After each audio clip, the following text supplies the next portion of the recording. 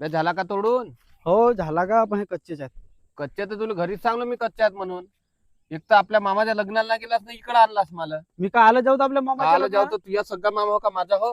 माझा सगळ्यात मामा हो ना. हा. पण मा पोराचं नाव लिहिलं का पत्रिकेमध्ये मा मामानं? बे तर तुझ्या नाव लिहिलं ना, तुझ्या पोराचं नाव लिहायचा काही मतलब आहे का? बापा हा? माया पोरगा 13 महिन्याचा आहे, हा. पण त्यानं पूर्ण पत्रिका वाचलं ना. मला म्हणते हा. पप्पाजी म्हणते माहिती नाव नसे तर तुम्ही लग्नाला अजिबात जावाच्या नाही, नाही तुम्ही या ना मी धमकीत दिलं का मला. 13 महिन्याच्या पोरांना पुरी पत्रिका वाचलं? मग का तर का बापरे, कोठी शिकते रे तो? हे आपले मेसराम सर विक्की हा? त्याच्यावर शिकते ना. पावा लागल, मलाही जावं लागल ते मग. तू नेजो आपल्या पोरायला का करतेस तर. नाही मला जावं पण लागल. तुला माहित आहे का, हा? बहुत जण पत्रिकेमध्ये लिहितात माझ्या मावशीच्या लग्नाला यायचं ह टिंब टिंब टिंब किट्टू.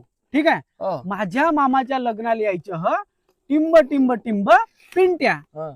तर मला एक सांग तू, हा. माझ्या पोराचा मामा कोण होईल? आजा.